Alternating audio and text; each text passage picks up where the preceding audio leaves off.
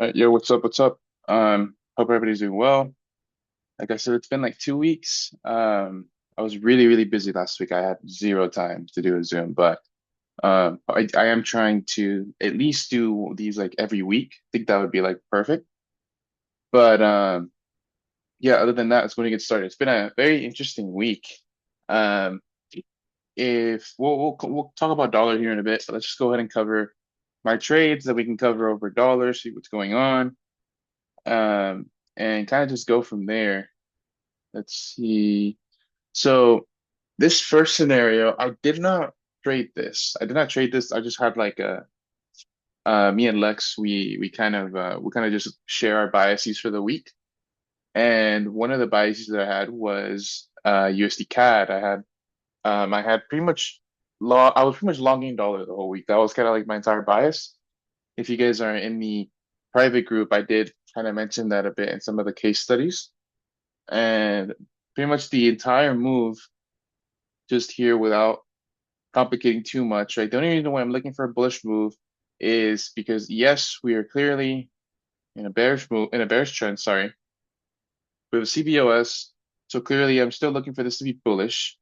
Right. But once I started to have, right, these attempts to go lower, right, and then attempts to go lower again, and then they break, right, this previous high. Why is this previous high important? Because this is the first time, excuse me, this is the first time we got any kind of big sudden move to the downside with momentum, with order flow. So I cannot judge anywhere here as any kind of structural disruption only until this high is taken. Obviously, the preferred structural disruption is to see this low be taken.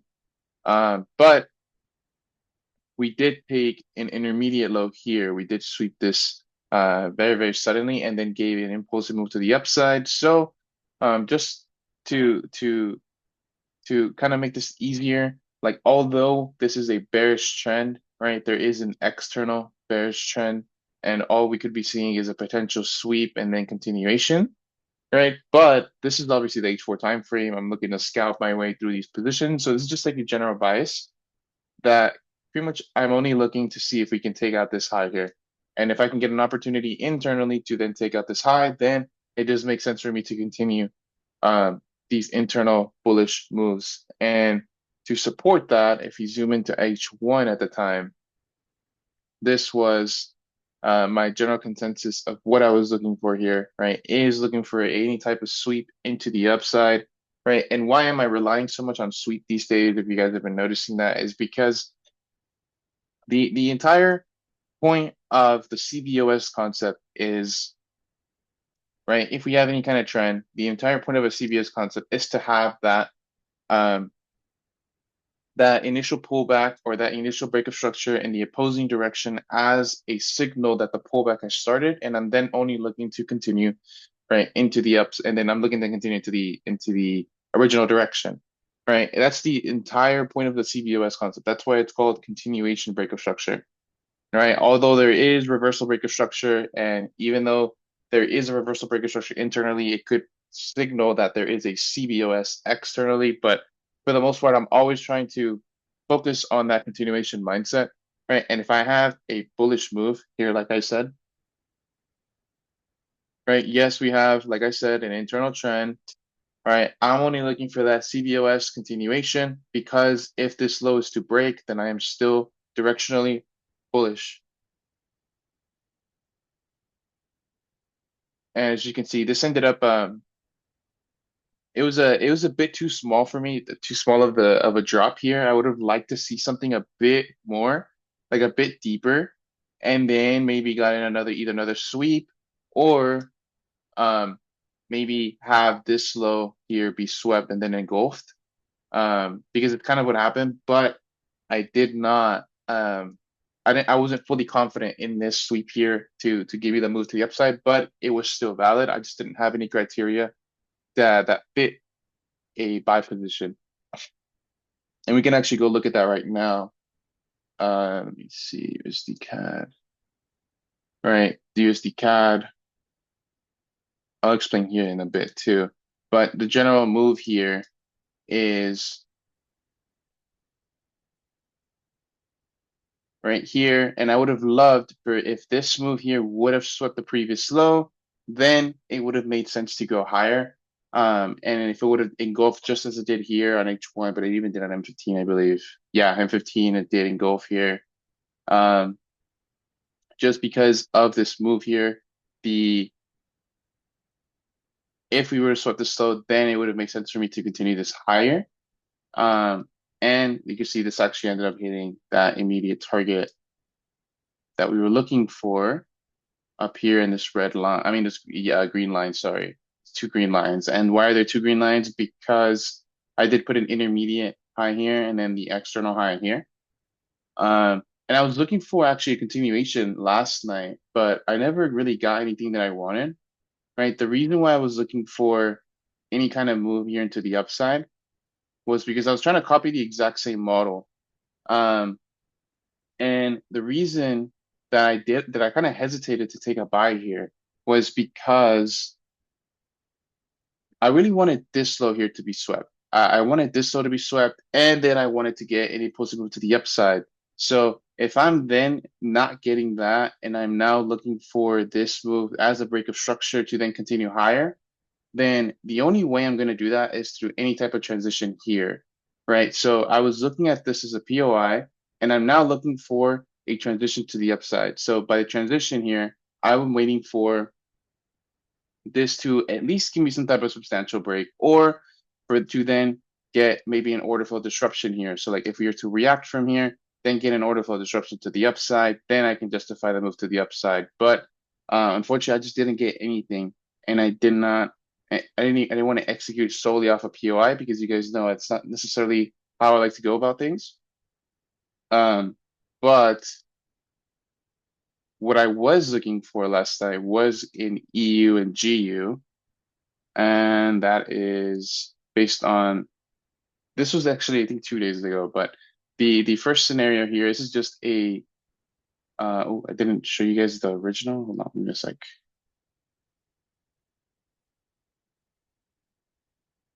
Oh, I didn't show you guys the original. Oh, that's my bad. Hold on, give me 1 second, guys.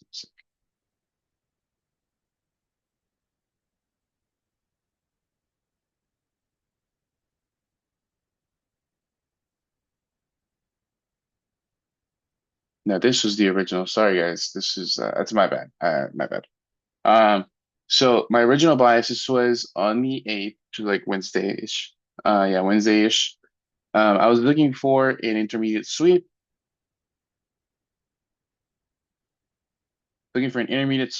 maybe and give me another push down and an engulfing, and then that would justify the move to the upside. A- And that's actually exactly what happened. Like I believe an hour or two before London. And this is the first push. Um, But this is a bit awkward now for me.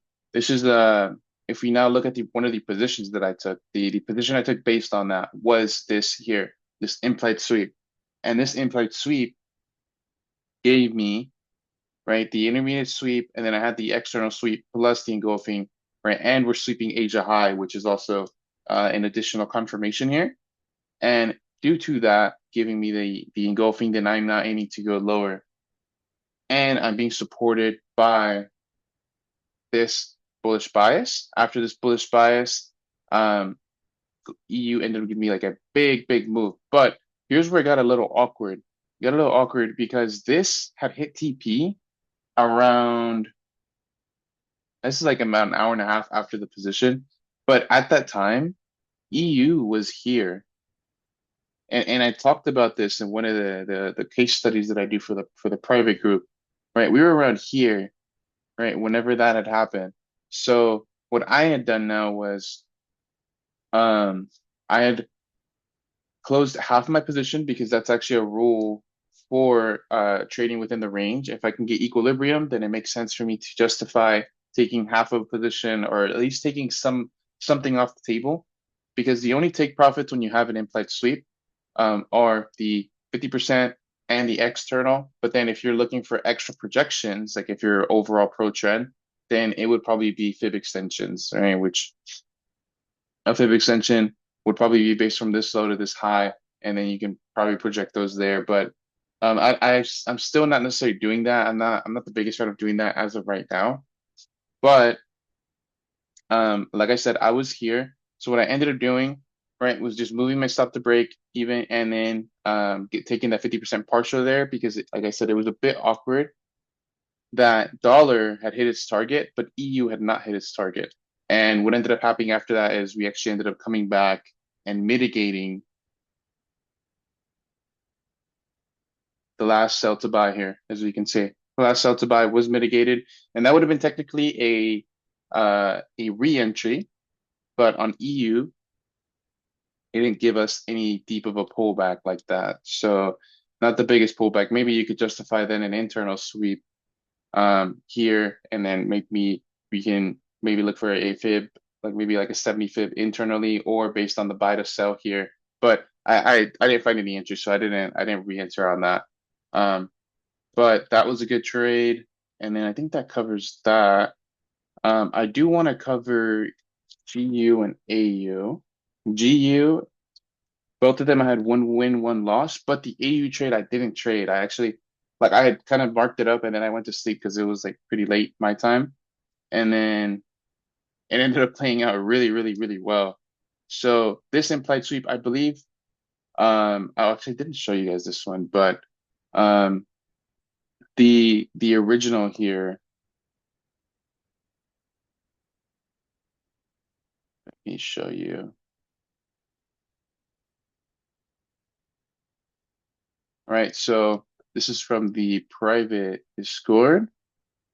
Um, looking at a traditional sweep. This is an implied sweep, traditional sweep. Why is this a traditional sweep? Because we did not get the overall sweep, but internally we did sweep in Asia high and we broke the final buy to sell.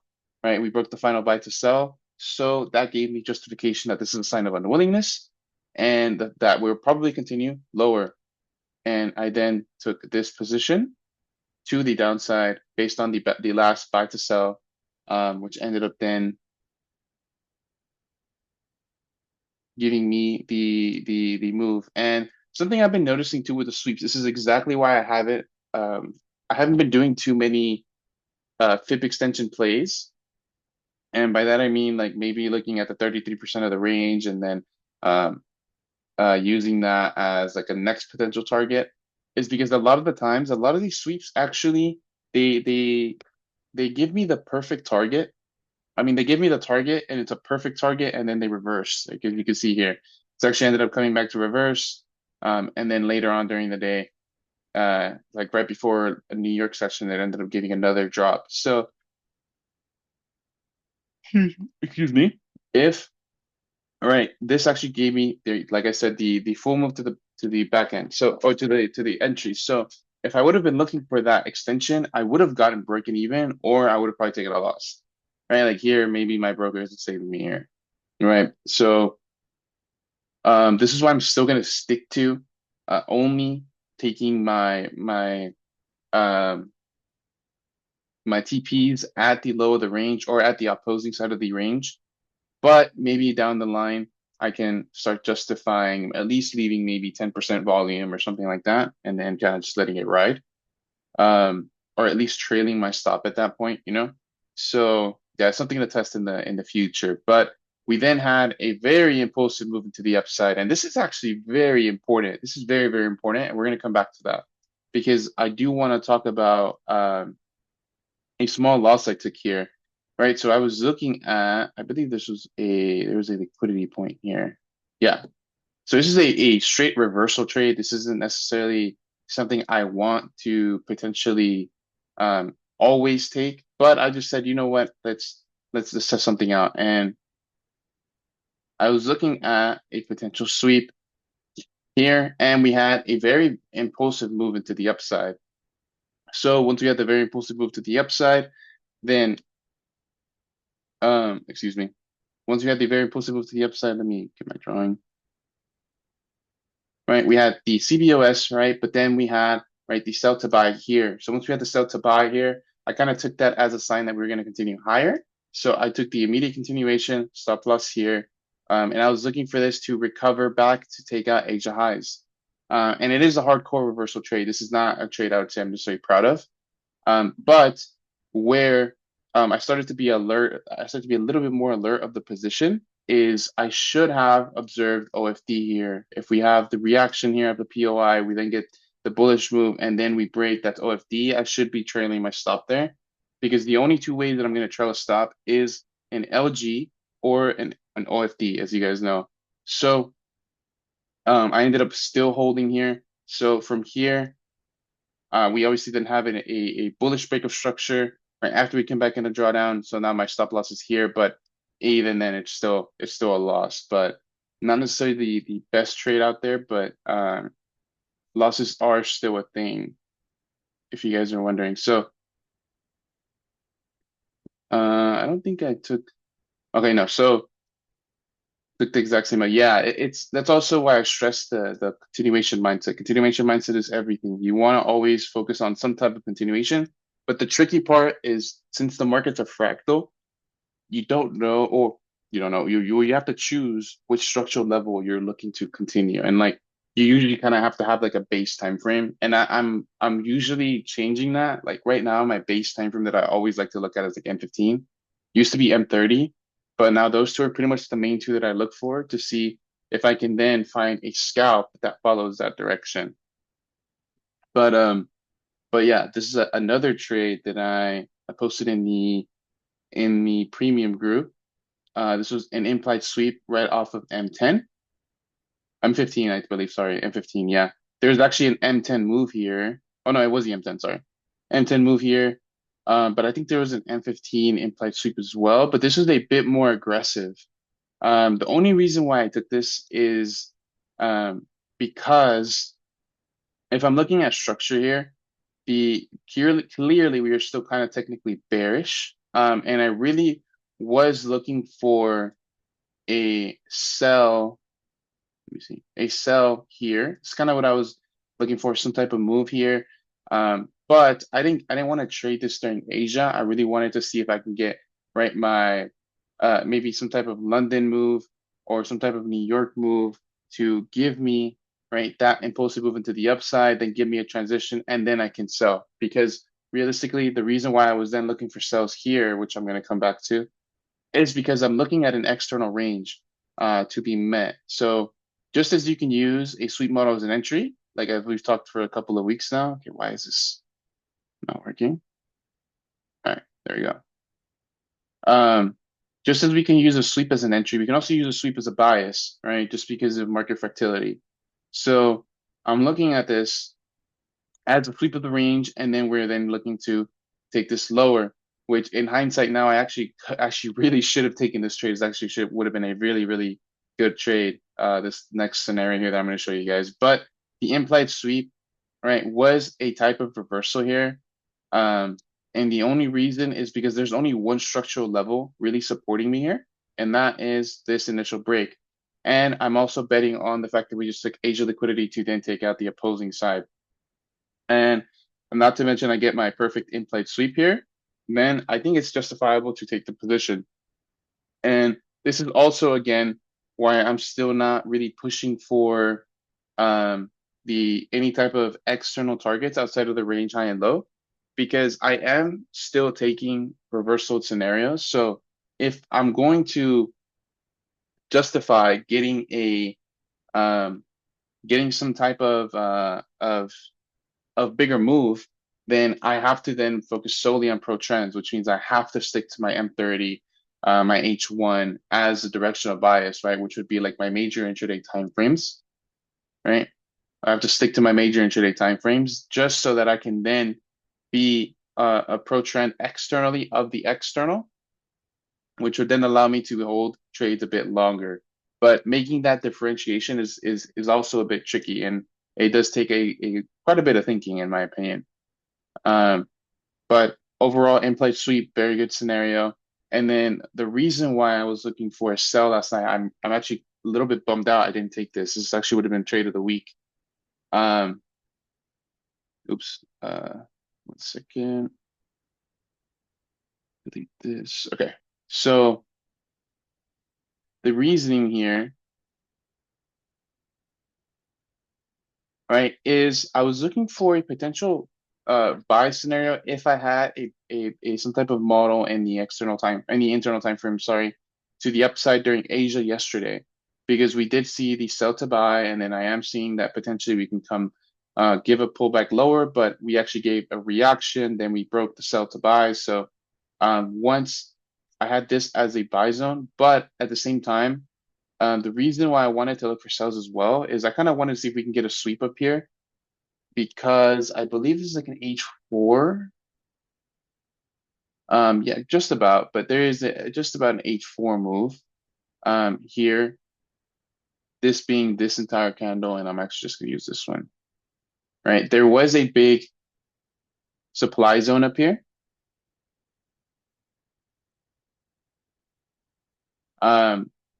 So I'm just reading the chat really quick, but just because we had this big supply zone here, I wanted to see if we can go higher, because obviously I'm not really looking to take any type of sell just off of the POI, even though it is kind of justified because we have swept and then we have fully transitioned here, especially with the inefficiency left behind.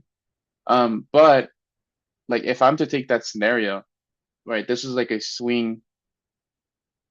This is a swing type of POI. So I'd be looking for like a swing target, which would mean that's kind of where we're going, which I do think now we're 100% going to go for this low. We'll actually go over biases here in a bit, but back to the scenario. So because I was looking for that buy zone as an area of interest, right? Once this broke through, that's very, very important. That's very, very crucial in my opinion, because I'm now not necessarily looking for any type of sweep externally. I'm now looking for a continuation internally, right? Which is why I had my Fibonacci here, right? So if we're looking at structural ranges, right, I use this immediate high, right? I use this immediate high because this is the high where the move started that broke structure that transitioned us from bullish to bearish. So if we transition from bullish to bearish, then, sorry, then it's now justifiable for me to take any type of move to the downside. So I just used my Fibonacci and I had my 70%. And I actually put my stop loss here. The reason why I put my stop loss here is because this is technically this is a type of structural level here, but I'm also looking at the internal move that created that bearish order flow. So I'm only looking at this as a mitigation. And if you zoom in, you guys can clearly see here.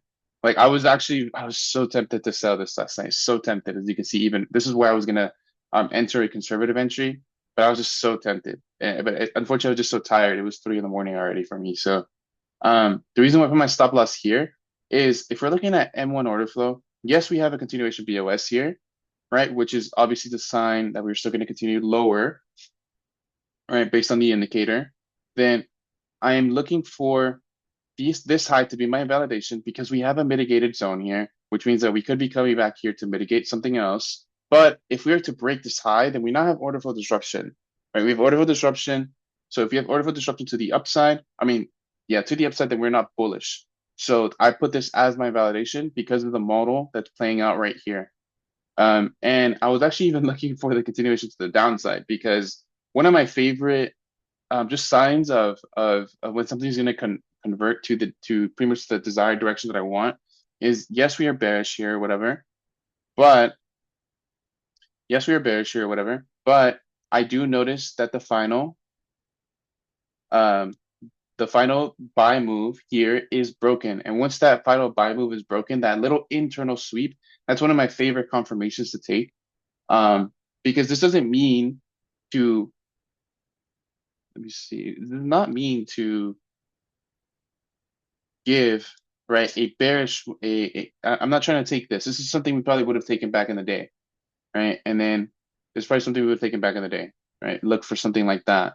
But now I'd rather just be conservative and let that be my excuse to enter, but still use the same stop loss. So that's why I had this little square here, if you guys can see it.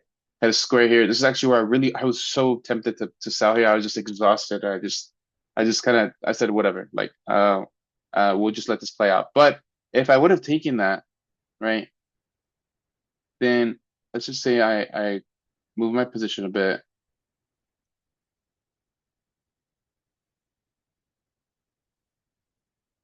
right? And then I would actually potentially move my stop here now to the high because I'm going based on internal transition. And it would have been a 1 to 4. And the reason why I'm looking for the 32.6 is because it's like really, really close to the previous low. So either way, either one is fine. But this is also where I also didn't, I don't like to trade when I'm fatigued.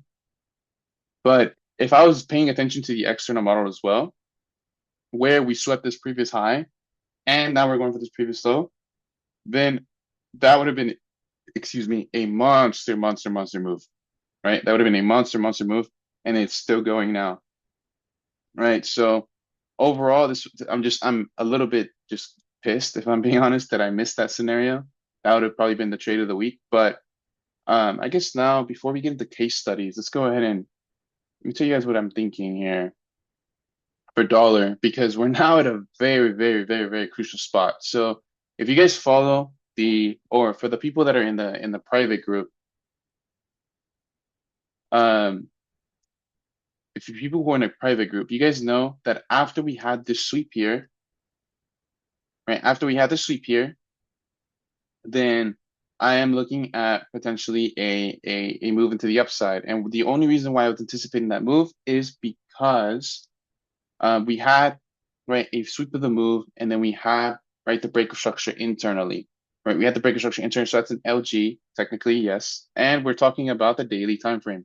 So if we're talking about the daily time frame, then we're looking at a pretty important move. So that's why I justified here that we would probably get at least higher. And if we even pay attention here,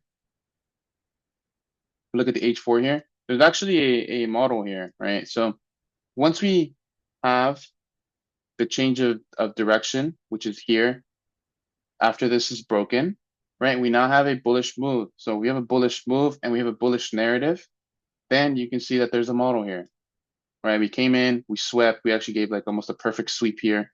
But it would have made sense probably to look for this sweep. I'm usually looking for the second sweep, whether it sweeps an internal level of liquidity or the external level of liquidity. That's usually what I'm looking for with the implied sweep. But then there's obviously a sell to buy that gives you a zone there, and that's what's pretty much been painting the bias out. And you guys, in that video, I mentioned that we were looking for, right, price to come to at least this daily zone. Why? Because we have weak order flow in play, right? The weak order flow is very, very clear here. That being, right, 1 mitigation, 2 mitigation, 3 mitigation to then take us out lower. Whereas, like, if we're looking at the opposite direction, this is maybe just 1 mitigation, and then it went straight directly to breakout from previous liquidity. So we built up liquidity 1 time, 2 time, 3 time, and then even 4 times before we had that internal model. So what I'm a little bit confused on now is how we're going to react next week. But if I'm going solely based on a model, I wouldn't be surprised if we come back and aim for, right, this previous high, just because we've already swept the previous low. And you guys know that I was really bearish on this for a while. I was super, super bearish on this for a while. So if I'm looking at this as a projection now, um, I still do want this to be bearish, if I'm being honest, especially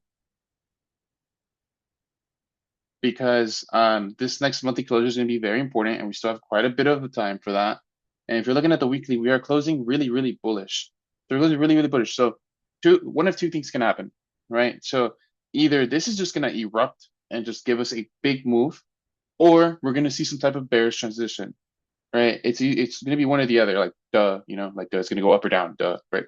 But by that, I'm also referring to looking at the external model. So because if I look at previous structure here, let me actually set up a new range here.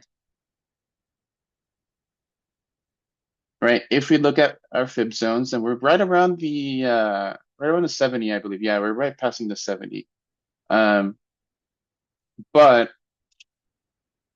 if I'm looking at this just from a trend POV, right, I'm potentially still looking at this becoming bearish. And the reason why I'm still looking at this to be bearish is,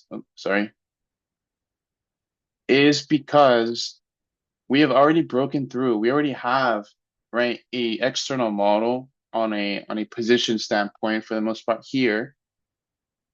where we have a high breaking a low. So if we have the high breaking the low, then this is a clear intention that we're probably trying to come lower, and we're going to try to come lower to at least the next POI, and the next POI that I saw was here, which is I think on the monthly, if I'm not mistaken, weekly. I don't recall. Oh, okay, let me just indecision candle. So just some type of turbulence point. This is just a turbulence point internally because you guys can see here, um, this is kind of where momentum started. But this is like the weekly time frame, so I can be a bit general with how I look for this zone because for the most part, I'm still going to look for that bearish move. So if I'm looking for that bearish move, then I'm now kind of just trying to see what's going to happen. Ooh, yo guys, can you guys hear me? Okay, yeah, you guys hear me. Okay, cool. Thought my connection went away, but um. I'm not looking at this bearish range. I'm not looking for one of two things with the bearish scenario. Am I going to get some type of sweep here and then go lower? Or preferably, I think I would more so prefer this a bit. Will we come back into an extreme premium and then maybe get a sweep? And then maybe then we can see a big move to the downside. But this is H4. So if we're going to get this move, and we're going to close up here with the weekly, which is a strong weekly closure, right? I want to see Monday, Tuesday, Wednesday be, semi-bullish, take this out, and then maybe later in the week, give me a move to the downside. That would probably be the best way for me to go about some type of scenario here. But if we're looking at internal now, like let's say minor intraday, right? This is that old that previous DXY I showed you guys earlier, which is still carrying the week. And we can see here that this is still carrying. So this is still potentially going to carry us higher. And I do want, right, I believe we swept Asia lows here. Yeah, we swept Asia lows here, then we failed to break Asia highs, and then we went lower. But since we went lower here, right, and we have a pretty big recovery, I am seeing this as potentially coming back into the discount, maybe an equilibrium. Yeah, maybe about an equilibrium discountish area. And I do see this continuing. Like I do see this continuing higher. At least this would be an intermediate target. So like if we were to still be trading, then I would hope for some type of model, right? Maybe, right? Obviously, I'm not going to trade this because it's Friday. But if I was to be looking for a scenario, if you guys are always wondering about that, then I would then want a sweep, maybe an internal OFD, SD, and then get me up higher. And then that would be to aim for previous high. So that would probably be my rant for today. Do you have any questions, concerns, guys? If not, we can go ahead and get into case studies, and then we can just start just talking about stuff. Also, if you guys recall the announcement I made 2 weeks ago, no, I mean 2 months ago at this point, sorry, about all the stuff we've been working on. Yeah, send me your question. If you guys recall, I did mention I was going to make a fundamental analysis thing. Since you guys are on the call, we have 20 people on the call.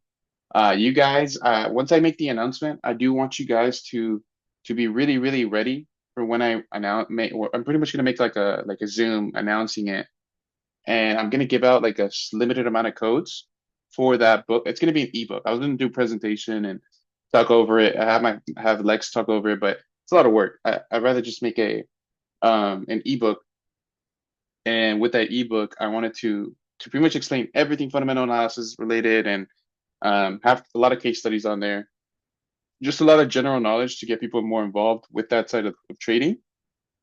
And if you guys are a part of that Zoom that I make, or that presentation that I make for the launch, I am 100% going to give out, I don't know how many, but I'm going to give out a certain amount of free codes. That way you guys can just go buy it maybe for like $1 or something. And once those codes are out, then I'm probably gonna put a price tag on it. But if you guys are on here and are ready once that is released, or once I have that presentation for the book, then you guys can get yourself a free code and get that book for free. So, as you mentioned, a trade. Are you more conservative now because of the fundamentals portion of things, or trade within the range? No, because capital, capital, bro. I'm not gonna say how much I'm trading, right? But with the amount of capital that I'm trading now, it doesn't really make sense to. Let's go back to that scenario. So his question was, why am I looking now to be a little bit more conservative with positions rather than doing how we used to be with super high risk to reward? Um, so like obviously back in the day,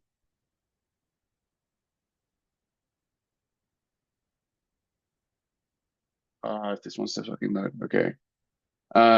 Back in the day, I was looking for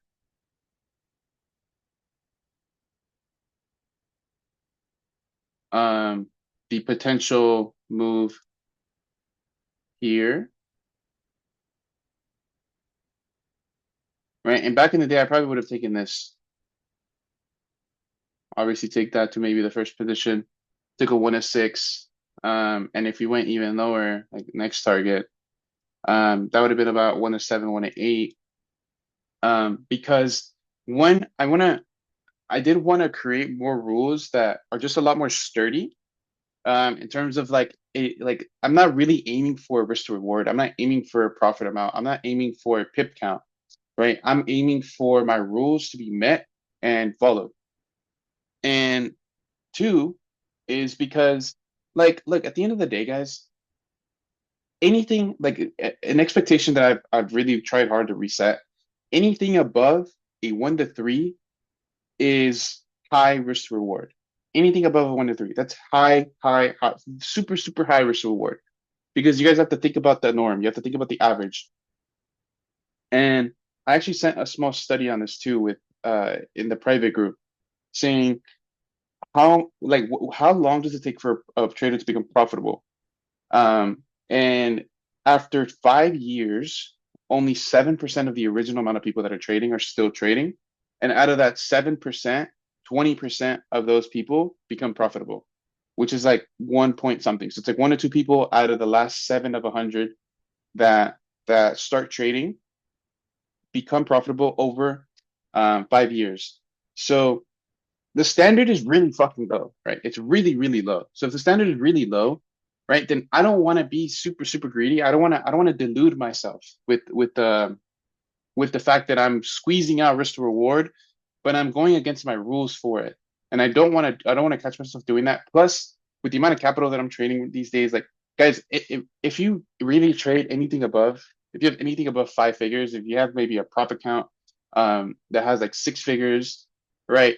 The amount of money that you're making is pretty good. If you're at least, making if you're at least getting like at least 2 to 3 trades that are decent per week, like you're making really good money, guys. Like you know what I mean? Like I'm seeing this also with some of my prop traders that are in the in the private group. Like some of these payouts that you guys are getting, even if it's just a couple $100 for the week, like bro, that's like life changing.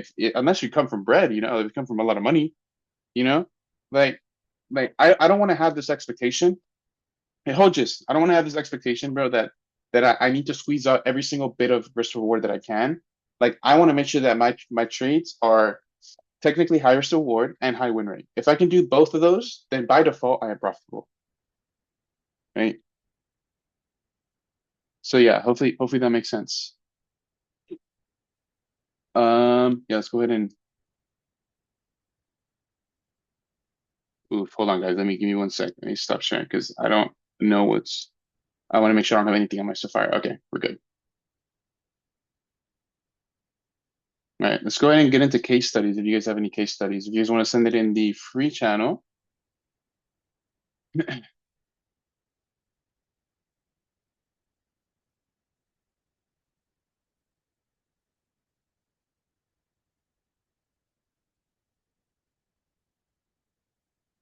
Okay, okay.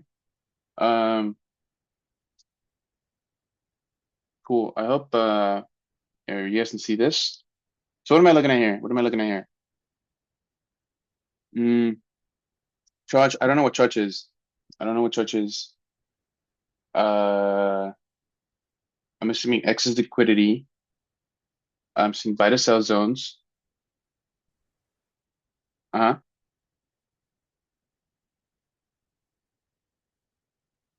My fault. I was making sure we didn't get no ring or anything. Oh no, you're good. Um, You're good. You're good. Uh-huh. what I was looking at for this chart is we were coming from a downtrend.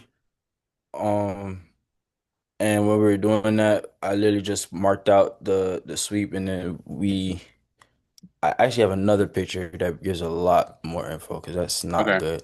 Okay. You see, and I'll try to give the higher time frame, but like look, so you can see that. I don't want it to be too jumbled though.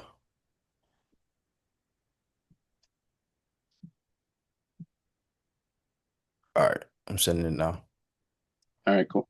All right, cool.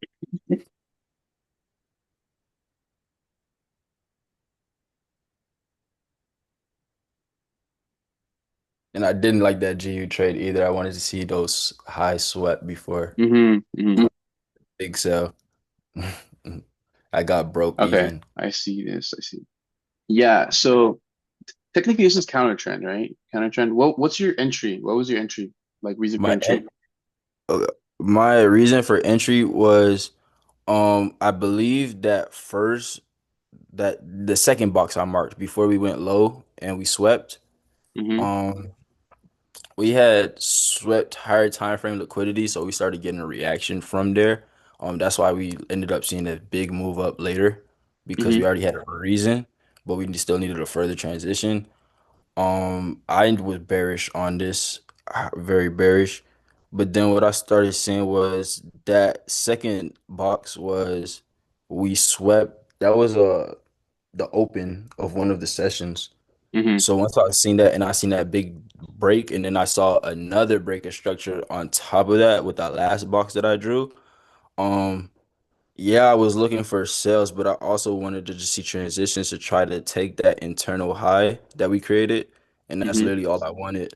Mm-hmm. Um, and literally it plummeted after it gave it to me. But yeah, we started going down, kept going down into the area. I just drew that box because that was like the last down to up. We had some sort of like break of structure disruption after the sweep. Um, kept up, and then I just used that whole candle. I just started thinking of it as a buy zone because when I was looking at the private group, there was a trade, there was a case study somebody drew, and it showed how the POI, because it was still direction, was correct.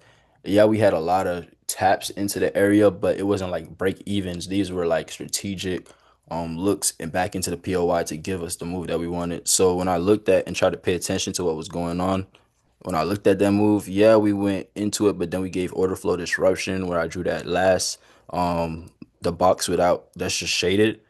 That was order flow disruption in my eyes. We came up higher. Talking about We this had here. a little bit higher to the left. Oh, here. I see it here. Yeah. Mm-hmm. Mm-hmm. And so once we did that, I saw okay, we I wanted to see the mitigation, didn't get that for real, but then I saw the double high, so I was comfortable pulling that still. Mm-hmm. There was a smaller breaker structure in there, and that's why my stop is like literally right there instead of the Mm-hmm. other point. And then it that was the best trade I had for the week. Okay, cool. I liked the whole thing. I just would have aimed for this. I would have aimed for this, not the external high, because Mhm. you have to think this entire approach here, this whole transition here is to aim for internal model, external liquidity. I would consider this a level above that. And it did hit your TP, right? Yeah, it did. Just Um, barely. yeah, because in this case, like this is also like the tricky part about trying to trade ranges and trying to trade sweeps is because of market fractility, you see them all the time everywhere. Like, for example, here you see that there's a range here, right? Equilibrium. So then we have like the sweep, right? And then maybe either you take the implied sweep or traditional sweep, which is technically here. You would have to aim for this. This is why I would aim for range highs and range lows. This Mhm. here is a movement that I'm trying to pretty much go from taking the down or the downside liquidity to then come take out the upside liquidity. And also, right, if I'm looking at the opposing direction, because obviously we're still technically bearish, right? You can even see here, there's probably an implied sweep here. I don't know, maybe there is. What day was this? This was yesterday Oh, that or looks Tuesday? crazy. Tuesday. Flipping the You bias, see, yeah. Yeah, you see what I'm saying? So like Because I that was dynamic looking for a is like it's POI. difficult. The only reason I aimed for above, like you said, I saw that as internal, like those boxes, and I saw the range a little bit higher of that reverse breaker structure where I drew Hmm. that last box. Hmm. The only reason I saw that as external or I wanted it, I knew not to try to aim for the other highs because that just was great price action and structure, Hmm. and I was expecting more so a sell from that area. So I wanted us to sweep it to try to go higher and then sell, but I knew not to like overextend. But I definitely see what you mean by treating Hmm. that more so as an Oh, Jesus. internal high than an external one. Yeah, yeah, yeah. Because at the end of the day, so here's something from the book. You guys, let me give you some free stuff from the book. So once the sweep book comes out, like the sweep that I'm looking for it to be a plus, it has to be supported by an external move. Like I mean, it has to be, but yeah, it has to support, it has to have right the external direction carrying it, right? Because that's what's giving us the frame. Because realistically, what we want to do is like when I'm training a range is like, okay, we have the CBOS, but this is the range that I'm playing, but we are originally bearish. That's why I'm looking for a bearish range in a bearish direction, right? And then I'm looking for a bearish transition here. So but it's interesting as well because obviously you need order flow to start that pullback. So like yes, we do have like I'm sure there's a lot of ranges here. Holy shit, there's a lot of ranges here. Um, like for example, this is like one range that could have been. Like this would have been here. If I had a reasoning to enter here, then I would have entered here, and then maybe my short stop would have been like up here. But obviously now, right, you need we saw the transition here where let me actually take out the magnet. We saw a transition here. Like let's say we're going for the bearish move here. Maybe we're looking at a sweep here. Then this actually met its target because this internal model is for the external target. But yes, we can aim for this external target, but now we have to really widen the stop. So it's not necessarily ideal, but it's still a valid opportunity and it's still a winning trade, even though the timing wasn't 100% correct. Um, because now what you're seeing here is because this did not fulfill the low, and now that means that if it's not going to come break this low, then that means we need more liquidity, which is why I would aim for here based on this bullish model here, right? If you're looking for this is where your buy was, correct? It's right here, right? Uh, yes, I believe so. Yeah. So this internal model is occurring like this is occurring. You always have to Yeah. think about why. You think about why. So like obviously this is first internal model here, right? This, like I said, did not work and it failed here because we have a solidified high and then that solidified high broke. So then once you have a bullish model here, you have to aim for here or at the most here, all right? Because you're still technically bearish or yeah, you're still technically bearish and you don't know if maybe this sweep here is going to cause some type of transition to the downside and then give you, you know, the big Uh-huh. move that you wanted. But now that you have this fulfillment of this move, then now you can justify an opposing range. That's why this range is now in play. And as you can see, you don't even have to take the implied sweep, but there is an implied sweep here. There's like a thing here. But if you wait for then the last buy to sell here to be broken, then this is a RBO. high, this is a very high probability scenario here. Because now you've taken out external liquidity. You can now aim for here, but it's not justifiable to even aim for here. But I'm only going to aim for here, right? Because I'm still trying to figure out how to like what has to be in alignment in order for me to aim for this low based on this model. But it's something that I don't even want to put in the book because it kind of it's not necessarily the A plus scenario. The A plus scenario is always going to be either the implied sweep or the traditional sweep here. And it's already getting like about a 1 to 5, 1 to 4, 1 to 5. So if it's getting that, then it's worth it. But um yeah, I'm not opposed to this trade. I would just only I aim for here rather than this high. External, not external of the external. Because then as you can see, this ended up this isn't a range, but this ended up sweeping that high and then getting them move to the downside. But But yeah, overall still a good trade. I'm not opposed to it. It's counter trend externally, but it's pro trend internally. If that makes sense.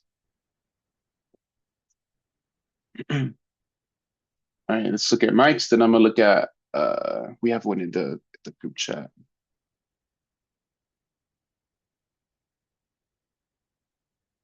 Okay.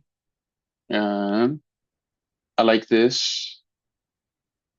So you have a bearish breaker structure. We're technically bearish. This is a CBOS. This is also CBOS here. It's also CBOS here. Um, but I do like that CBOS, and I like that we broke immediately after that because technically this is now like a sell region. Sorry, it's all a full sell region. Um, but I think this should have worked out maybe unless the external is not working. Let me see. Oh, okay. So did you enter here? Did you enter here? No, no, no. You wanted it to Enter. come back? Yes, yes. Oh no, I would not wait for this to come back, bro. I thought you entered. I thought you would enter here because this is already No, because mitigated. maybe on the 5 minutes there was like a little inefficiency. I'm not like 100% sure. Hmm. Yeah, Or but you maybe I also have entered there. I don't to remember. you have to acknowledge this as a mitigation. Why? Because look at my AU trade, the last one that I showed you guys here. Um, if you go to H1, you see we didn't mitigate. We didn't mitigate this point here. You see we didn't mitigate, Yeah. right? We didn't mitigate there, but on M5 we did mitigate. You see what I mean?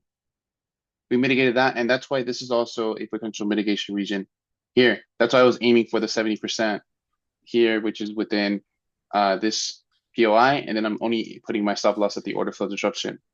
But just So, because it's not, uh, if it's uh-huh. mitigated internally, it does make sense to, you have to acknowledge this because this is No, no, I now, think I took it there. I think I took it uh-huh, there. Just that then it can back up.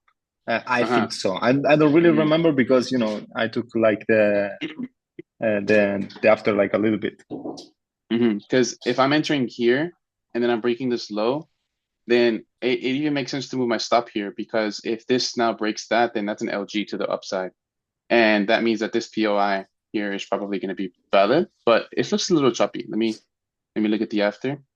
Yeah, the problem is that I'm a little bit lazy to take the before and after, and when I Uh-huh. take them, usually I don't really know where I enter. I know Oh, the okay. price level, but I Mm-hmm. don't even know like the exact same candle. Mm-hmm. No, but overall, this is still good. I'm not opposed. I do like the entry. I like that you use this CBOS and not this one because this is actually like a micro leg and this is a micro reversal BOS, but it's scalp CBOS. So this is good. And then the invalidation, that's fine. I'm not opposed to that. I would have probably moved my stop here after this break. Um, but the fact that you closed here, that's actually good. If you can replicate this, this is good because you did that because you're close to your TP, right? Yeah, yeah, Yeah, yeah, good, good, good. Yeah, because once you're this close to TP, it doesn't matter. It doesn't make sense to risk all of this profit for this little bit of profit.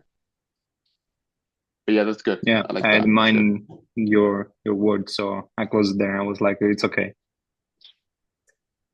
Okay, I like this. I like the sweep model. It makes sense. I like it. Um, and this is also like a range in play. This is like the ranges that I've been showing you guys. And the now it's either are you gonna take 50, are you gonna take like a partial or are you gonna hold there? But let's see how this turned out. I like it. I'm not opposed to it. I'm not opposed to that. Did this end up losing? Oh no, it ended up winning. Very good. Very, very good. Yeah, but stopped me to break even because I moved the invalidation right there, came back all the way up, Mm-hmm. took the invalidation, and all the Mm-hmm. way down. Okay. Mm-hmm. So don't maybe you shouldn't be so aggressive with that because like I said, I only like to move my stop loss two reasons, OFD or LG. And if I'm just looking at like obviously here we didn't break any highs. So if we didn't break any highs, there's no LG. But when now we broke this high and then this low, invalidation is here. And if I wanted to do it after this move, then okay, where is my mitigations present? Well, my mitigation here. So I could probably justify my invalidation here. Kind of like what I did Okay, with so the AU trade here, right? Where if I'm taking this at the 70%, then I'm taking my stop loss at the OFD here because this is mitigated, and then we're mitigating that mitigation. But obviously we can come back and tap the POI again, or we could tap an internal POI, or we could tap the 50%. So it would make sense for me to put my stop above the invalidation. okay, so the invalidation was incorrect, basically. Uh-huh. And then Okay.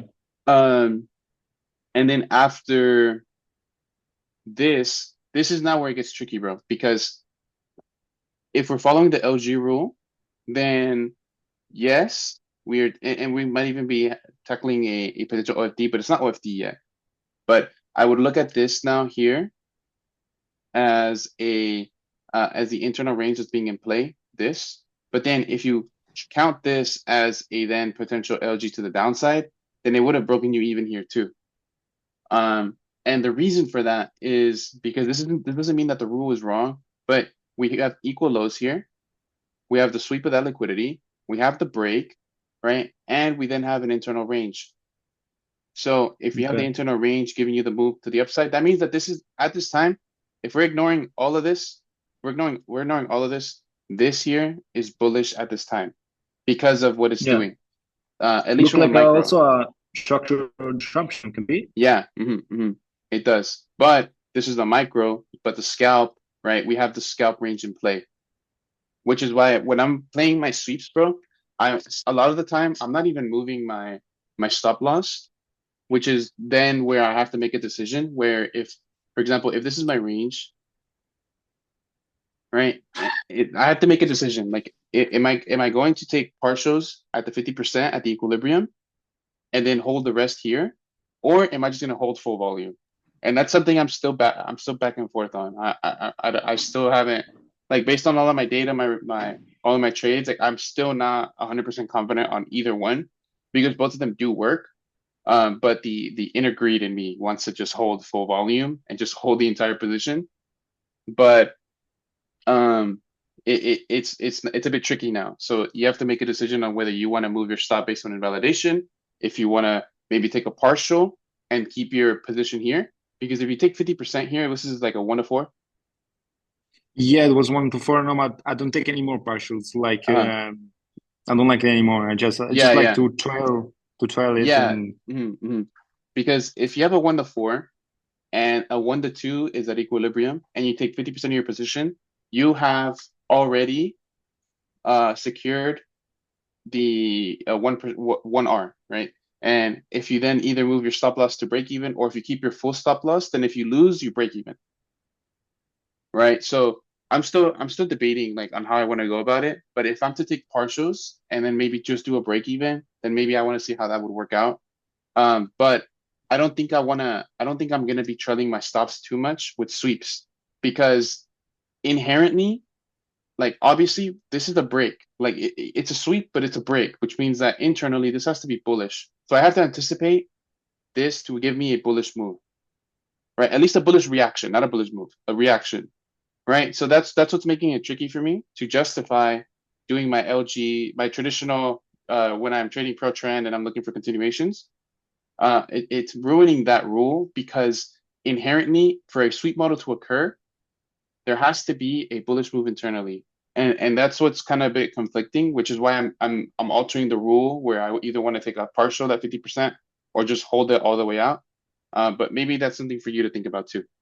But still, this is still a very good trade. So just for next time, if we're trading a sweep, maybe not, maybe don't do your traditional rules with trailing stop as we would do with like OFD, LGC, etc.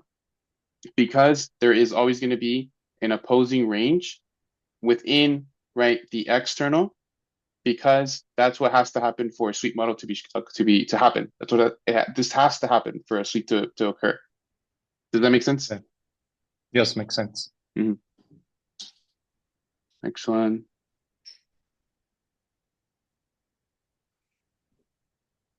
Oh, it's the same one. Yeah, same one.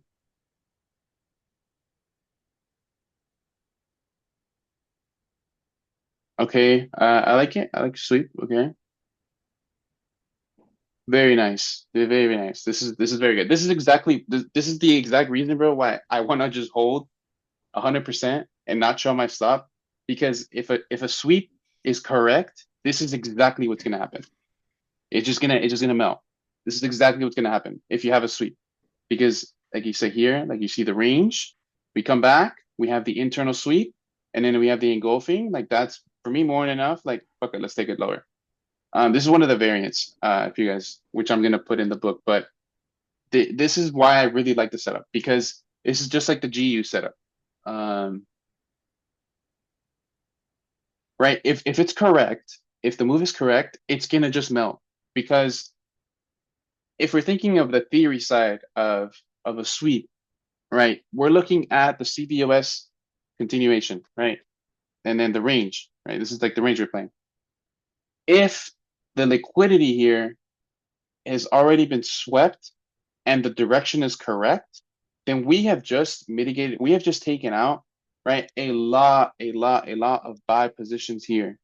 So let's say we have a perfectly efficient market, right? In order for this to occur, in order for a downtrend to occur, sell pressure has to be a little bit higher than buy pressure, right? Right? Because even though the buy pressure is not more than the sell pressure, it's enough to cause pullbacks. But if we have this pullback that's bullish, and then we clear the liquidity, that means we've cleared all those positions. We've either taken profit taken profit for this bullish move, and then take profit was there, or there's been buy liquidity here, right? And then that's been swept because if those buy orders are out of the market, then that means that there's going to be more in proportion in terms of the sell side. So if the sell side then is if it's by proportion way higher, then we're going to see big impulsive moves like this. And this is exactly what you want to see because this is proof of concept to you, like that. This is the ideal setup that you want to do. You want to look at the external of this M3, see why this is working out, and you want to replicate that. This is like perfect sweep model to the T. When was this? During London, New York? Middle London. No, sorry, beginning of New York. Oh, okay, cool. New York's been having a lot of good setups recently. I've been noticing that. Yeah. Okay, and then this one. Yeah, this one is I'm sure. I'm sure you see. I'm sure you see the mistake. What do you think the mistake is? The mistake. Mm-hmm. I mean, first, I don't like the where I took the position. To be honest, like the sell to buy. First one, that one, and second one, I was like enough sure that it will come back to take again that level right there, like to the downside, because at the end I think that came here, and then I didn't like this one. I just took it for I don't know why. Sometimes I just take dumb trades just because I want Just to to be in the take a market. trade. Yeah. I Yes, feel that. and came here, I think, took this one, I think, and then went all the way up. And this one, it's like the prior day of the trade that I took that you saw one moment ago. It's during New York. But I mean, I'll tell you the number one reason why this This failed is is London. This is London. Okay, this is the only reason why it failed. You have order flow, and that order flow is to target here. So I can't judge this. I can't judge this mitigation because that's what you're telling me now is like, if we're gonna judge this mitigation, that means that if we have price action like this, then we have mitigation, but this is bearish. So eventually it's either gonna sweep or it's going to continue lower. That's why I want to focus on continuations. But this is the only reason why this failed. Let's actually look at that. Where is that? Where is that? The 9th? Was Wednesday, I think. It's right there, I think, where you took the position. Maybe can be. Oh, it's that one. Oh, here. Okay. Yeah. Yeah, because this one, the only reason I took it was because of the sweep, and the sweep, I think is M10. I love M10 on this, but like you can even see that there's the POI is right here. Right. Yes. Once this order flow is fulfilled, then I have the sweep, then that makes sense. Okay, because first we need to wait for the order flow to be like done. To complete. And then we can yeah. To complete. Okay. And then we continue. Okay. So A, B, C. that's why like I told you guys with the like with that Uh-huh, with your understand. that's why with this one, look, that's why with this one, you see how the order flow completes internally. We have a low, high, retracement, complete, and then the break. And then that's why that works. Yeah, yeah, now I That's that little understand. pattern. That's a little pattern when you have the buy to sell. That's what causes the buy to sell. And then you could just use the whole region. And you're still going to get high risk reward because you're doing a sweep. So you're buying at a, or you're selling at an extreme premium. So I say extreme premium, just so you guys know this, this is why I call it extreme premium. Uh, and then I'm going to get to Celestino's things, right? So obviously you have, I'm going to discuss this in the book too, this premium discount, but we want to sell at a premium. I mean, we want to sell at extreme premium and we want to buy at an extreme discount. That's why I call it that. I just say premium, discount, extreme discount. I just did that to because it sounds like it makes it a lot more easily digestible. Uh, okay. You lost this one. I don't like this one because we're bullish. And so like we see impulse and then we see correction. So I think this one ended up going up, right? Yeah, but I think we were bearish on a higher time frame. But oh no, we were bullish. We were bullish on even the Oh, external. here. Bigger than that Mm-hmm. though. A little bigger than Mm-hmm. that, we were bullish though. Mm-hmm. But bearish on the, I want to say intraday. Yes, because of this reaction and then this break, I was Like that's part of the reason why, like when you say we were bullish, I was trying to get a sell into the inefficiency that I drew mm-hmm. because it Mm-hmm. was like a 12-hour inefficiency. But what I saw was I'm getting really taken out with the I'm getting taken out with just putting too much pressure on internal structure when external is against me. Because external was Mm-hmm. I was in the range to go down. In fact, we did go down later, but we went down off of the where I drew the LG. We got another play that ended up showing a sponsored This is candle. where this Yeah, is where you sold here.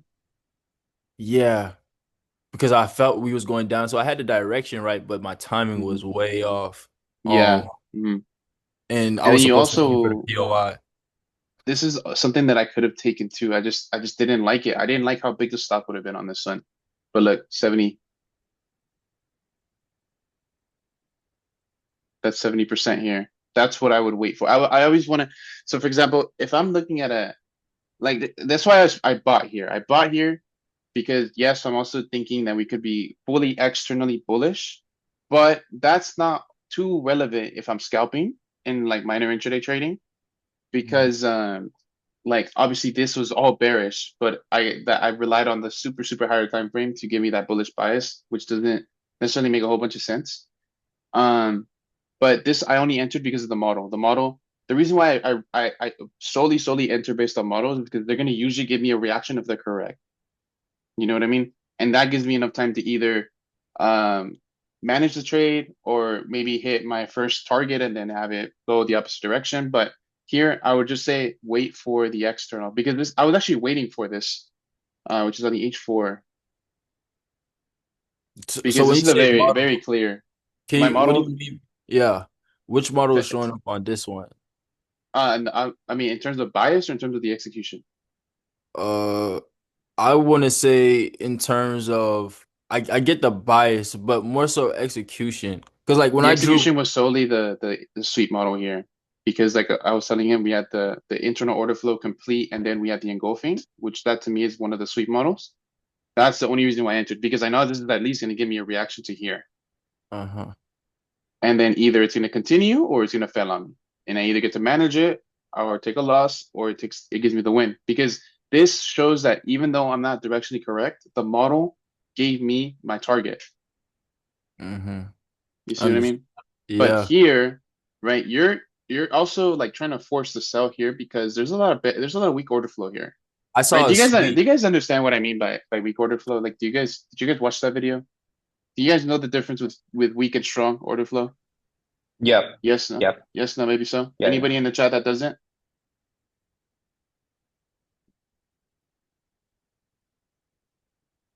Strong order flow. Okay. So strong, weak. What's shit? Less than. So there's a small amount of mitigations. There is a lot. Wait, did I do that right? No, fuck. Hold on. I don't want to sound dumb. Hold on. There's a fuck. There's a small amount of mitigations. There is a lot of mitigations, right? What is a lot? I don't want to give a number because it used to be like 3 for me, but I don't care about the amount of mitigations. I care about the behavior. If we have an internal move here, we have 1, 2, 3, 4, 5 mitigations before we take out this low. This is weak order flow.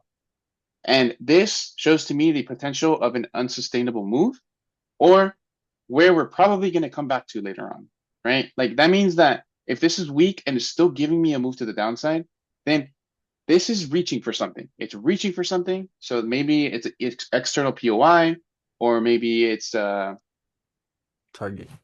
a target, a liquidity point, right? Like this actually swept here, but I don't know if there's anything that I was looking for on the external.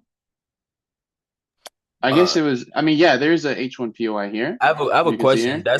That was really why I lost that trade. Um, because I was looking at that sweep, and I believe that was that low before that sweep was in, if I want to say, it was the open to Tokyo that Hmm. gave that big move. That started where I drew that inefficiency for the 12 hour, and then London opened again and gave us that big move, and so we swept it.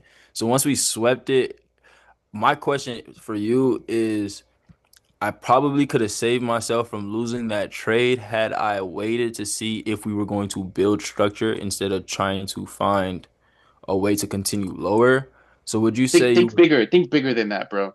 Think of think of am I only gonna trade this if I get the pricing that I want, or am I just trying to get in the trade based on what the price is telling me? Think bigger. Like that's really what it falls down to.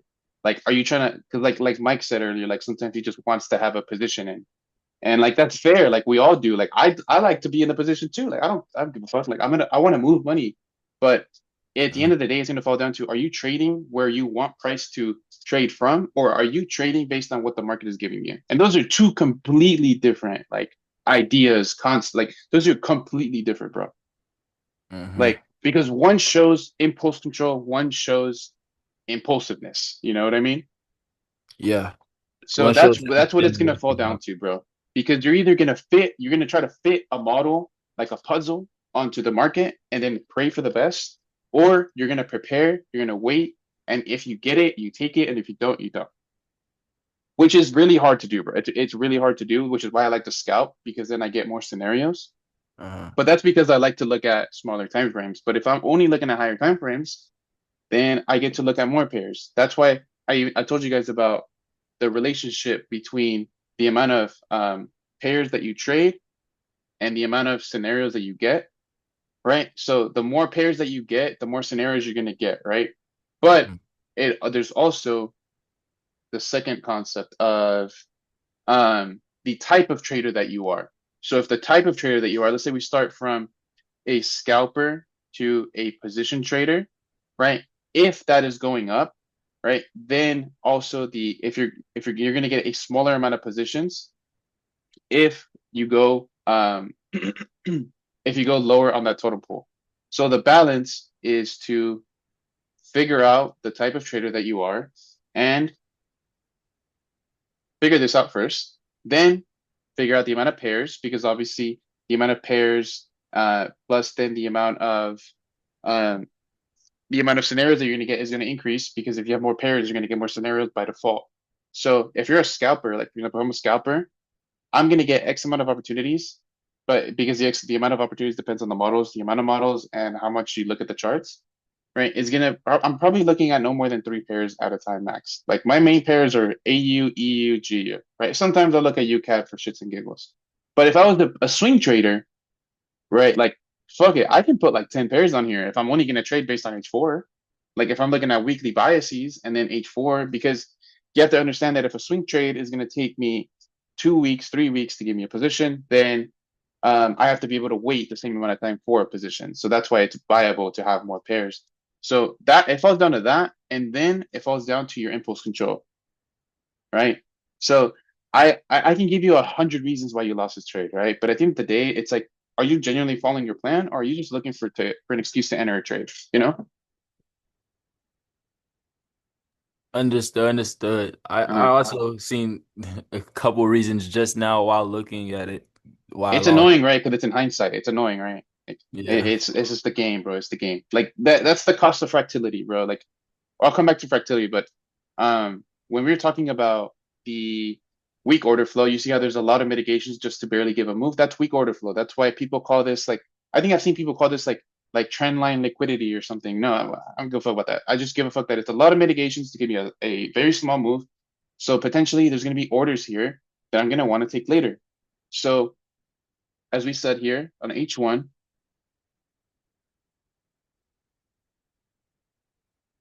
we can see, where is it? Where is it? Where is it? Oops, here.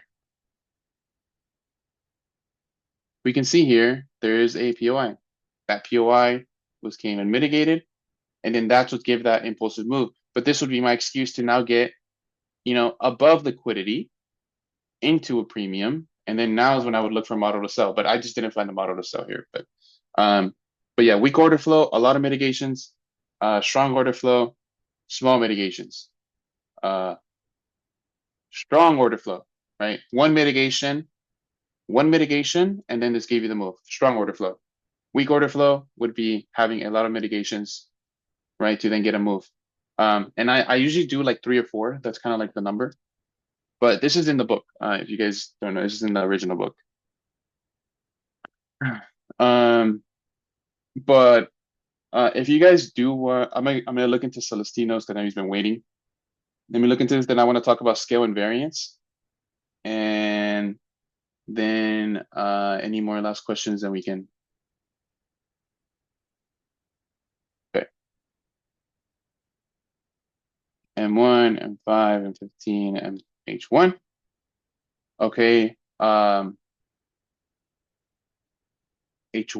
and 15. I don't. Are you taking a position here, or what are we? I'm No, sorry, no, brother. no. I was Uh-huh. just Uh-huh. showing the derivation of my bias. Uh-huh. So Okay. we were bearish externally. I was just looking for any excuse to then sell. Okay. This is actually a super clear move this week. I hate that because this is like a straight up distribution here, and we have the range. So that's why this is good here. So I like that. So at the time of your trade, we are already here. Yes, yes. Okay. Okay. Okay. Okay. Next. Okay. So we're already here when you're looking for that position. Okay. No, no, And no. then, So uh-huh.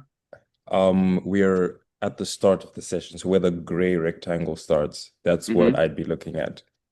Okay. So this is where you looked for the trade, is at the beginning of the region. That's the beginning. Yeah, that's the beginning of But the this is region. when you're looking for your scenario, right? Yes, yes. Okay. Okay.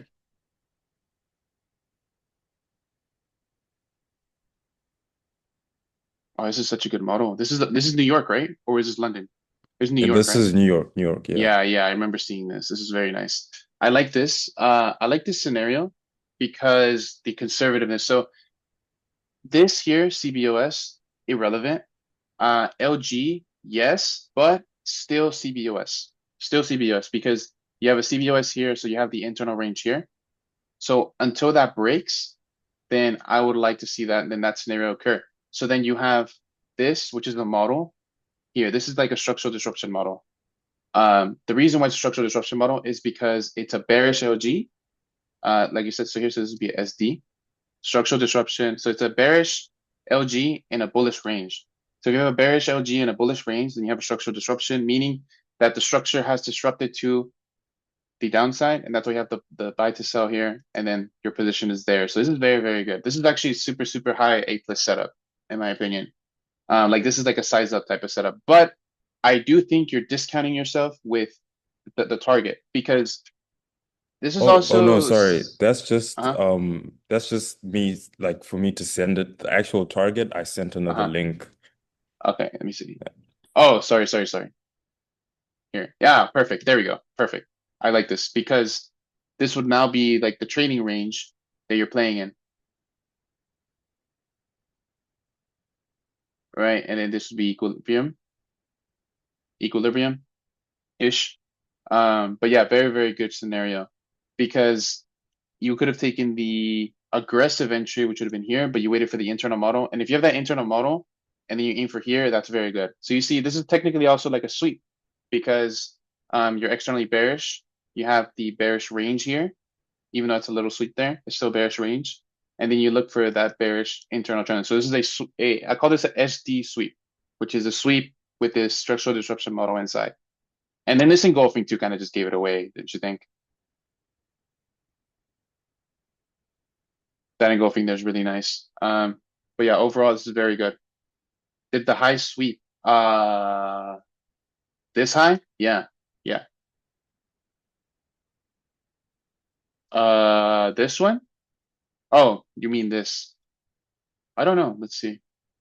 There is a yeah, I did. I did sweep there. But I personally wouldn't really care too much about that. I think like maybe it's a recency bias, but I've been really liking engulfing candles. All right, so there's an engulfing there and engulfing there. And that's why my implied sweep model is implied because of the engulfing, because that shows an internal model inside. Maybe there's a disruption or a sign of strength or weakness, etc. But this is very good. See your next one.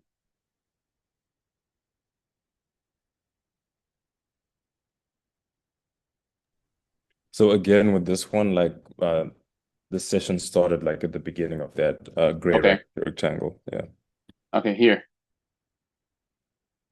I like that. No, no, This is not good. really. Or not there or here. Yeah, no, like before that, because that was today's move. Here. So yeah, around there. hmm Next time, if you can just like point it out, that'd be perfect. Just to help us out.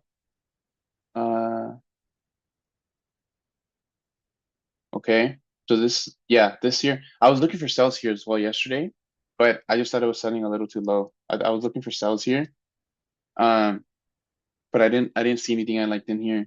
And I didn't like how we just swept this and then had the engulfing. But it seems OFD. Uh I don't want to disagree. I just need to see what time frame this is on, that POI. Okay, no, I wouldn't consider this OFD. I would consider um I don't want to consider this OFD solely because I don't want to rely on a wick on the M1 time frame. If I'm on the M1 time frame, I want to rely on buy to sell to buy zones, buy to sell to buy zones, because those are external POIs. So then if I see the internal transition and then a break, then I can justify a move. So if I was to have been trading because I'm assuming that's what you traded, right? Is right before that big move to the upside? Yeah, it was right before the big move Yeah. to the upside. So this was also something that confused me. And this is the hard part too about when I'm trading sweeps or just trading in general is to be dynamic. Like the only reason I didn't sell here because it is telling me sell. Like I'm getting sell signs. I'm getting clearly we're bearish, right? Clearly we had a sweep here. Yes, there is a failed move here, which gives me the bearish range, right? But the only thing that's just not sitting right with me, that was not sitting right with me last night was the fact that we swept this and then we had an internal sweep and then we had that bullish engulfing because this is now an opposing sweep model. Even though it's counter trend, you see, this is the range that would be in play. So I'm not opposed to selling here. I just didn't like it because of that. And that's why I actually took the GU sell, not the EU sell, because also EG was bullish. But here, where exactly are we selling from? Okay, we're selling from where is that here? Here? So yeah, that would be there. Okay. Yeah. So I like the entry. I'm not opposed to the entry. The entry is good. Because now you're looking at the internal thing. and the internal range, and then you're seeing the little sweep here, and then you could even take in this position here. But I want to see where you exited. Did you hold out to SL, or did you move your stop?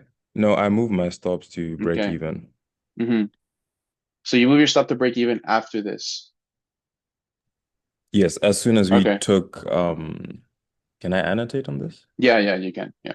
As soon as we took this out, I was just like, yeah, I'm moving my stops to break even. Yeah. So overall, I think everything is perfect. I just don't want to get caught up selling at a discount here because yeah, I was looking for a sell here yesterday. But I just didn't get the model that I wanted. Right? Like I was looking at uh this is what I would have been looking at is if I had another transition here, because I'm looking at, first of all, we're clearly bearish. Second of all, we do have the internal push to the downside. But like I said, I have this engulfing here. So I'm now looking at M1. I'm looking at M1 here. And I want to see, right, if once this price came back after, second, once it came back here, because that's where I was going to take my position from. I was going to take my position off of here, off of this POI, and then have my stop here at the OFD. But like I said, I didn't like that first engulfing that I showed you, and I didn't like the momentum here. So the only tricky part about trading continuations is you don't want to sell at discounts, you don't want to buy at premiums, right? And that's what I just don't want to get caught up doing here. Right? Because this could still possibly sell. I'm not gonna lie, it's probably still probably sell later on. But I do need a transition now because we do have the structural disruption here. And that created a range, so I would need a sweep to go lower. But overall, I just don't want to. The only thing I would say to your scenario is try not to get caught up selling discounts on the intraday plus. You know what I mean? Because nothing will go up or down forever. But overall, the execution, I like your executions, bro. Your executions are very good. You see, do you have one? I think you have one Yeah, more, no, correct? No, no, no, no. I just that's had it. Yeah. those hmm two. But in terms of this scenario, what happened is my initial entry was meant to be like an M1 wick that I'd taken out a previous wick, but I hmm wanted another like confirmation. So once I saw that engulfing, I was like, okay, cool. I can then take it on the POI that was just created. hmm I mean, do Which you see what is I mean, this or one. should Yeah, I? this one right here. You can annotate, but I'm assuming it's right here. Yeah, yeah, right there. hmm Because this is also goes back to what I told Mike earlier. Something I really, really like that you noted as an LG, but I really, really like when I have the full completion of order flow. So like this is why I say your execution is good because obviously externally you're bearish. You now have the bearish range. You're sweeping that range, and then but obviously in order to get to this high, you need bullish order flow. So you have A, B, C completion, and then break. That internal sweep, this is what validates a sweep. This is what makes the sweep the A plus in terms of entry. And then obviously in terms of direction, it would just depend on placement on external timeframes. So if you can just acknowledge that this is breaking anywhere in this region is a good entry. And you did good by moving your stop because this is like A plus in terms of entry. I would take this 100 times over. And realistically, if this is to have been correct, from here it would have just gone to TP, you know? So I wouldn't try to focus too much on like the wicks here and this and that. Overall, if you just acknowledge this, it's a lot easier on the mind. And eventually you're just gonna start scaling up these 1 to 3s, 1 to 5s to 5, 10, 15, 20 lots. You know what I mean? Yeah, exactly, bro. I get hmm you. Yeah. But overall, very good on the execution side. I like your executions. Let me see. Do we have any more case studies, guys? Any more questions, concerns?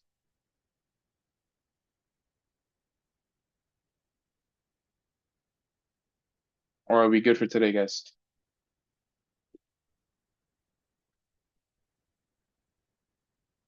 Any questions, concerns? No? Yes, no, maybe so.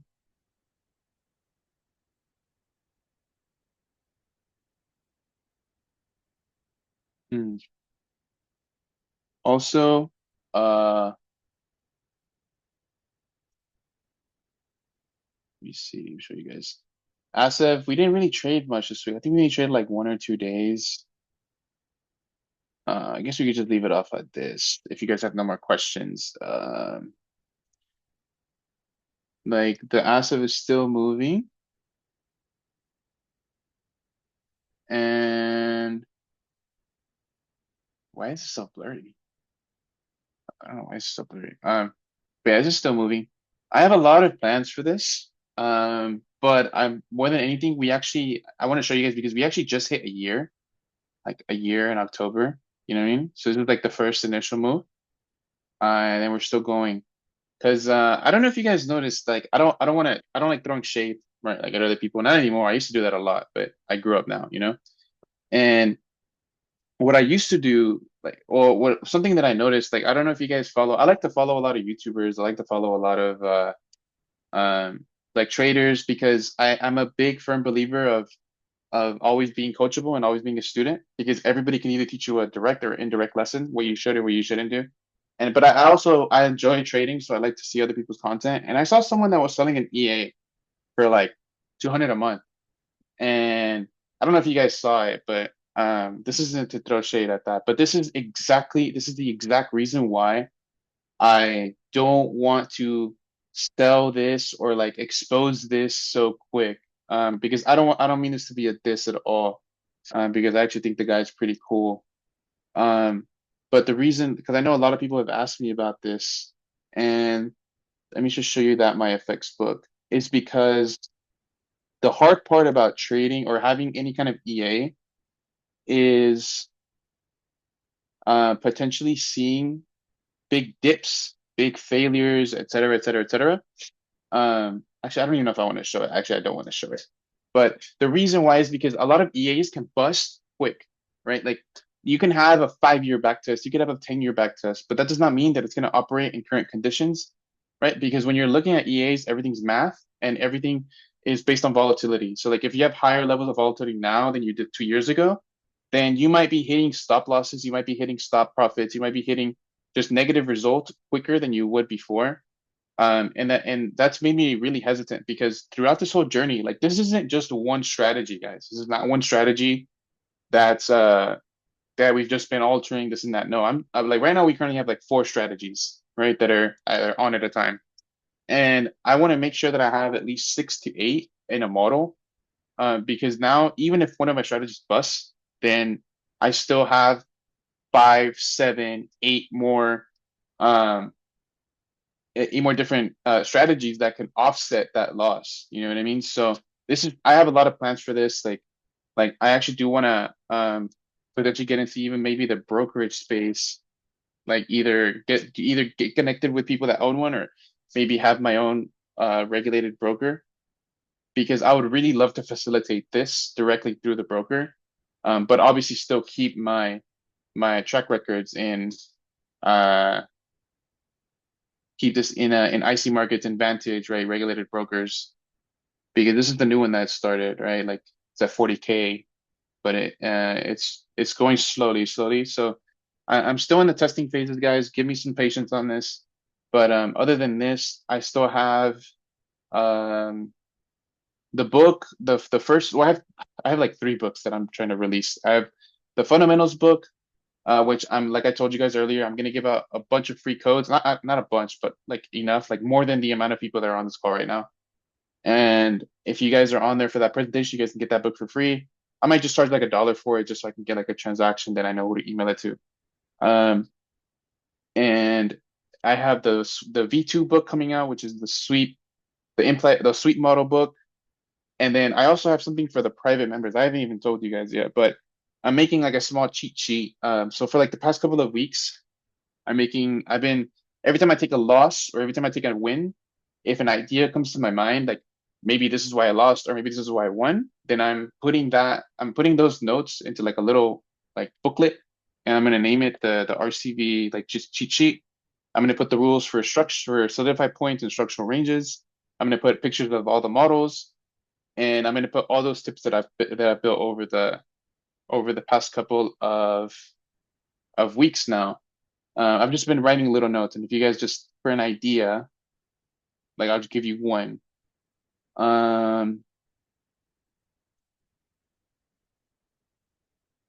Like I put something called cross-referencing pairs. Like for example, I don't trade EG, I trade EU and GU. So if dollar is strong and EU and GU present buy scenarios and EG is bullish, meaning that the euro is currently stronger than the pound, then it may be ideal to prioritize buying EU over GU. Selling EU rather than GU because I'm looking at at dollar presenting to me a strong opportunity. So if dollar is strong, then obviously I'm looking to sell EUGU. But if EG is bullish, then it might be more smarter to just sell, to sell GU because if EG is bullish, right, and dollar is strong, then that means that if EG is going up, then that means that the euro is stronger than the pound at this time. So it might be smarter to sell GU.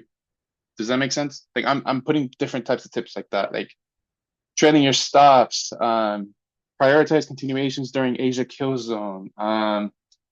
Correlations are key, whether it's daily closures, model correlations, time frame correlations, like trade based on certain times. Like I'm just making like these little notes that I just keep in my head, and I'm making sure I'm putting them all into one page. And for the members, for all my premium members, it's gonna be free. I'm gonna just give this to you guys for free. And then for obviously for the public, it might cost something, but working on a lot of stuff, working on asset, working on my trading, working on the 3 books. And yeah, it kind of keeps me busy. But other than that, I think that's it for my announcements for today. That's it for my rant today. Sorry, it was a bit long today, but I appreciate you guys getting on today. And I'll probably see you guys in the next one, which will probably be next week. And then once I finish all this stuff, um, I can maybe start even doing more Zooms. I don't know. I have a couple of other things I'm thinking about, but I don't want to say just yet. But I appreciate you guys for hopping on. Let me take a quick picture before I close this.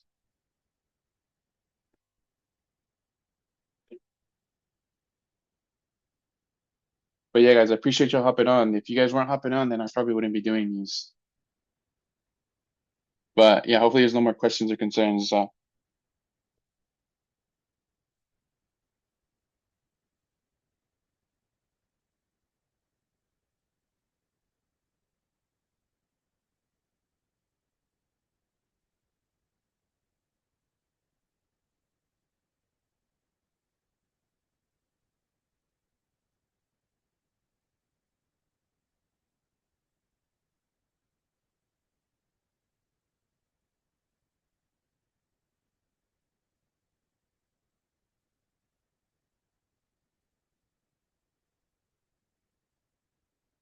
right, guys, appreciate you guys. Hope you guys have a great rest of your day.